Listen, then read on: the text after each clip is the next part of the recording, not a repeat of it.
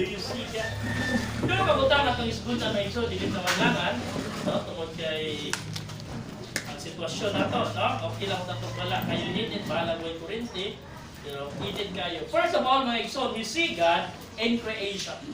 In Genesis chapter 1, verse 1, in the beginning, God created. No? In the beginning, God created the heaven and the earth. Ha? Makita niyo ang Diyos mga igsoon una sa tanan diha sa pagbuhat, diha sa creation. In the beginning, God. In the book of Revelation mga igsoon, at the end is God. Sa kinabuhi sa tao mga igsoon, sa sinugdanan pa lang sa atong kinabuhi, Diyos. Ang Diyos na. Mu'en ang atong kinabuhi, ang Diyos lang gihapon. God created us, and then God has the right to take our life away. We see God in creation. Na itawag mga igsoon nga evolution. The theory of evolution. Ang evolution mga igsoon is only a theory. No proof, no facts. It is only a theory. The million years ago, the billion years ago, nagsugod mga igsoon diri sa tawagan ng mga nasa dagat, amphibian, mga animals nga nasa dagat. Dayon diri sa land, then sa air. Dayon ang unggoy is the highest form ng animal dunay daghang laing klase nga mga unggoy. Nya dunay unggoy nga kanapariha jud og naong tao. But there is a missing link. So, dili matakdo ang theory of evolution because of a missing link. Diba? Pero kung mubalik ka sa creation mga igsoon, mubalik ka sa Bible mga igsoon, there is no missing link in the Bible. Tara ang Bible, Genesis chapter 1. Tara ito. Genesis chapter 1. Nakadetalye dihan yun sa pagbuhat sa Diyos ang kalimutan. Mga daghan nga mga scientists nga nagpamatuod o ni-believe sa theory of evolution, pero mas daghan ko ang wala nito o sa theory of evolution. And then, when Charles Darwin died, iyang ipatawag ang mga tao nga very closest sa iya. Huwag iyang gingnan, my theory is only a theory. Evolution is only my theory.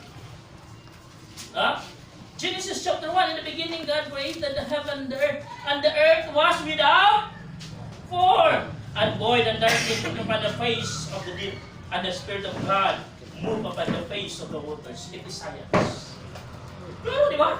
Space, matter, and the earth was without form and void, and darkness was upon the face of the deep, and the Spirit of God moved upon the face of the water.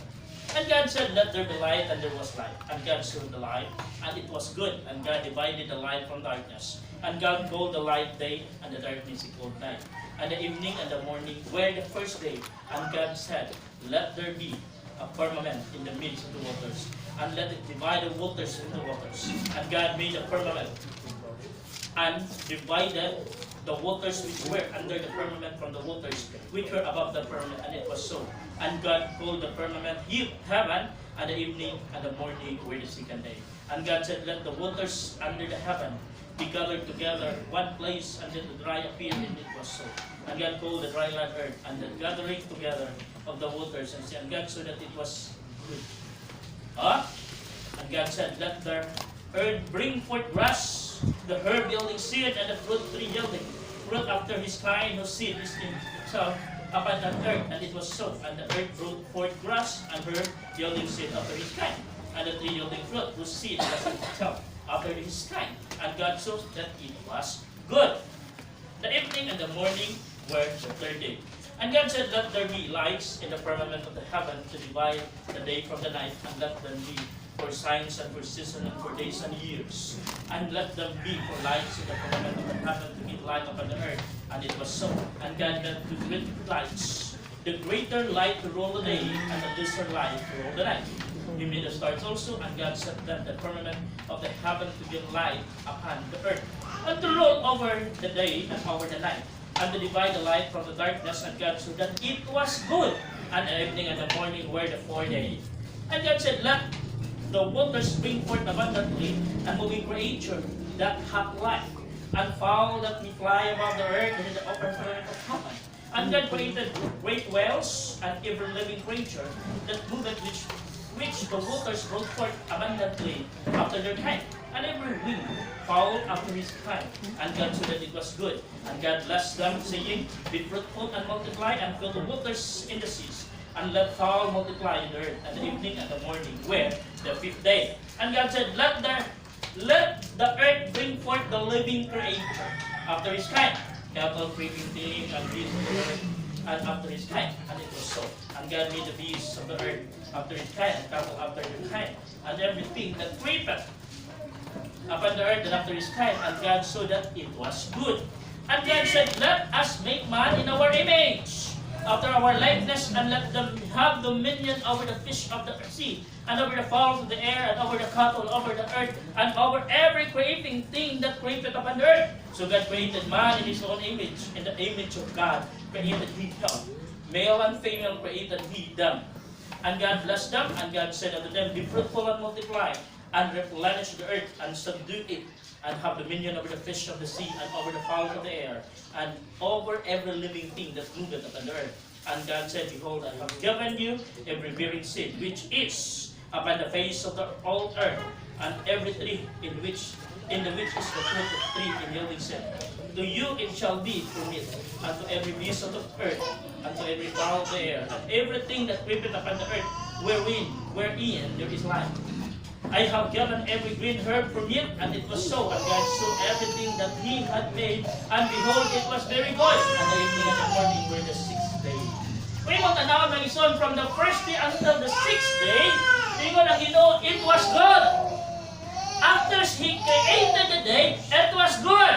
We mo tanaw ng ison, and the whole chapter of Genesis chapter 1, during the creation, there is no missing link.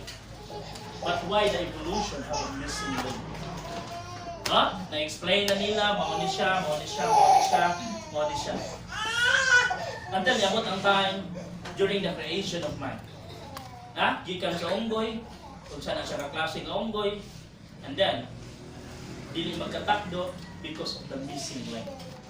And then in science, mga igsoon, especially the scientists, if they could not discover the mystery, mga igsoon, nila na i-conclude of dark matter. So it means that's a mystery. For us, believing in God, for God, it is a mystery. That only God ang makahimo. But for them, mga igsoon, because they could not explain, they call them dark matter. Nga naman, di ba nila ma-explain? May matanaw mga igsoon.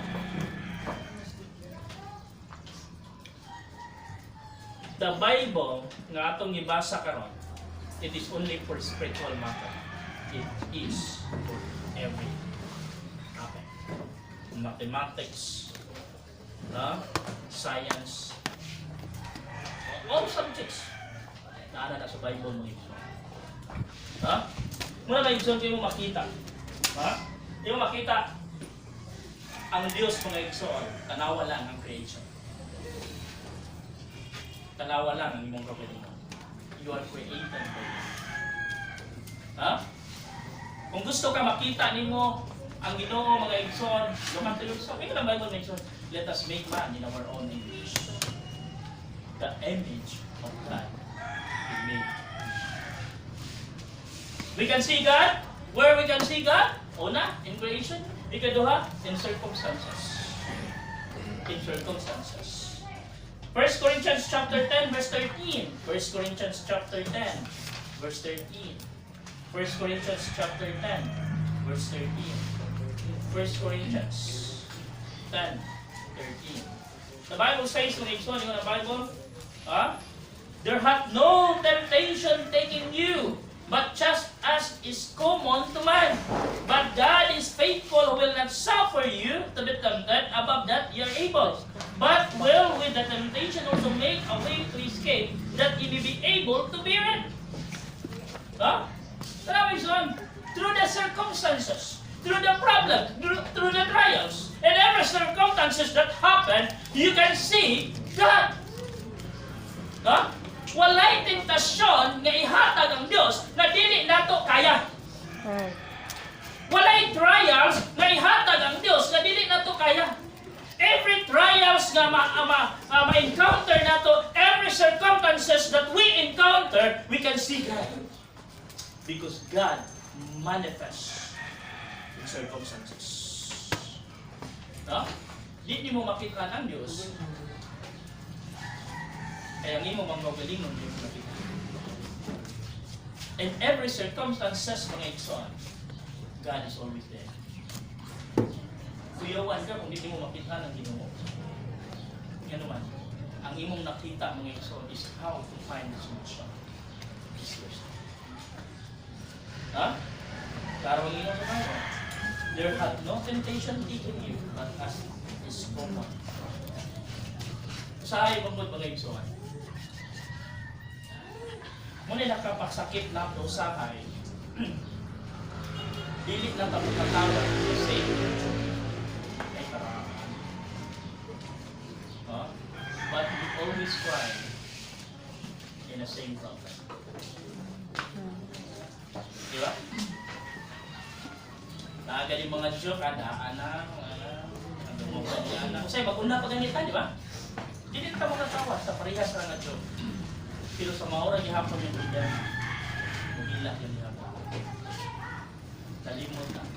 Kagana nga problema, iyanan na nato, nalabangan na nato, tuyo sa Diyos. Diba?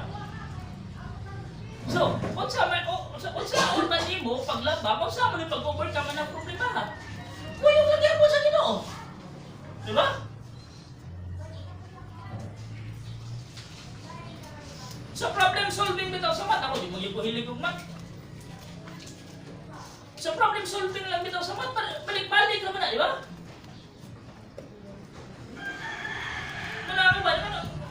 Ako ba, manggod, parang dili sila ganahang mat, hindi sila ganahang problema. No.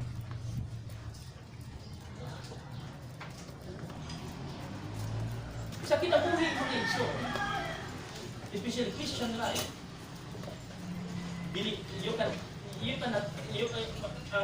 di mo pwede huwag tangon ang ma sa atong kinabuhi. Di ba? Nga naman, there is always a problem. And we believe in God, there is always a solution. Yan. Ha? Ang sayop lang mga igsoon, kung dili ka kamo sa problem solving. No? So, kasi buhaton sa usa ka tao, kasi buhaton sa usa ka estudyante, panahon sa problem solving. Nabila sa inyo lang, kasi buhaton na ito. Niyagi mo nyo na pag estudyante. Kung sa itong buhaton? Mungkya. Di ba? Mungkya.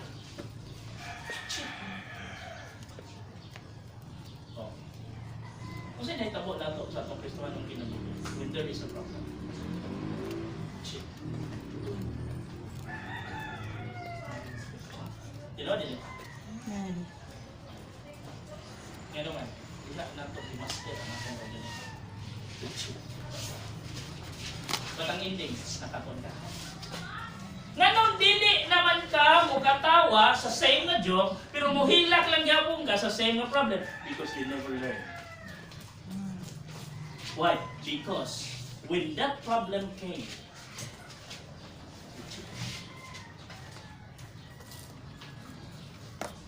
the reason why, nga nung wala na to nakuha ang solusyon, tungod kay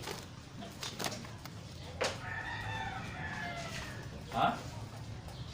Di ba nila doon? Kung sa may problema ni mo ka?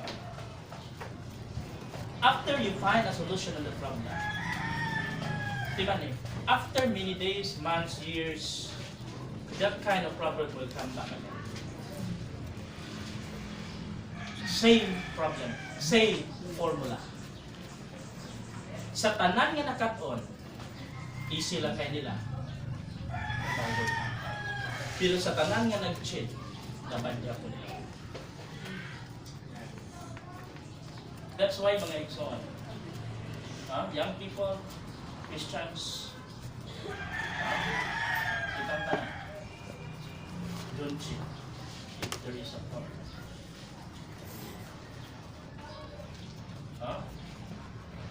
Let us tutorial. God will teach us a lesson. Right. Where we can see God? In creation. Where we can see God? In circumstances. Where we can see God? In our condition. Ang Kristohanon, may tunay baruganan. Ang Kristohanon, na tunay conviction. We always see. Iyon po sa inyong mga conviction. Importante sa usa ka Kristohanon na naaktay conviction. Kaya lisod sa usa ka Kristohanon, you are attending church in the morning, you are attending church in the afternoon, you are attending church in Wednesday, you are attending cottage prayer meeting, but there is no conviction in you. Then, how could you see God? Dili mo makitaan ang Diyos na naman kung dili man ka convicted. Dili man ka konbitado sa mensahe. How could you see God? How could you find God? Na even sa mga galingon, wala may conviction. Naminaw dili, palapos pigang dili. Ha? Ang importante sa Kristohanon ni konbitado mo iso. Dili lang ka sa pagpamilya. Kung konbitado ka, you must apply everything na imong nalungkot. Ha? Kaya po rin mo. Hindi ka iko na kang maminaw. Puro lang ka paminaw, puro lang ka paminaw. Yamingin ka. Ha? Sinapumusta? Wala na. Expire na. Then, ina ko na nakita ni mo ang Diyos, you cannot see that. If there is conviction in you, you can't see God. God is always there. God is anywhere. It depends upon your conviction. God is always there for us. Nakadepende na sa akong conviction. Where we can see God? In creation. Where we can see God? In circumstances. Where we can see God? In our conviction. Bishop Father Lord, thank you. Thank you.